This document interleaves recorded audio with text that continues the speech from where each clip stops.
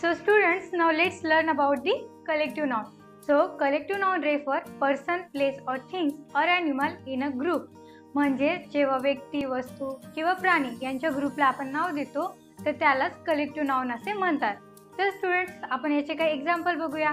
जसे की team, class आणि आर्मी. तर हे काय कलेक्टिव्ह नाउनचे एक्झाम्पल आहेत. यातलं आपण पहिलं बघूया, टीम.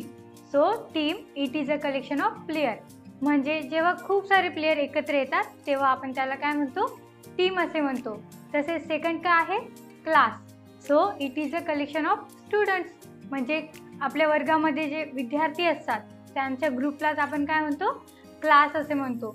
आणि तसेच थर्ड काय आहे, army. So it is a collection of soldiers. तर जेव्हा एक सोल्जर असतो तर त्याला आपण सोल्जर्स म्हणतो, पण जेव्हा खूप सारे सोल्जर्स असतात तेव्हा त्यांना आपण आर्मी असं म्हणतो. तर स्टुडंट्स, कलेक्टिव्ह नाउनला समजून घेण्यासाठी आपण परत काही एक्झाम्पल बघूया. जसे की इथे आपल्याला काही सेंटेन्सेस दिले आहेत जे आता आपण बघूया.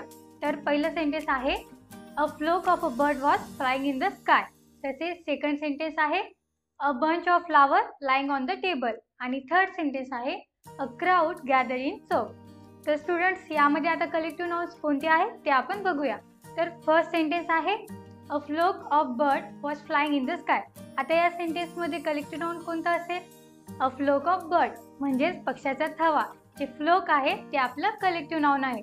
तसेच सेकंड सेंटेन्स काय आहे, the bunch of flower lying on the table. तर या सेंटेन्समध्ये कलेक्टिव्ह नाउन कोणतं असेल, कोणता वर्ड आपल्याला कलेक्शन दाखवत आहे कशाचं, तर बंच.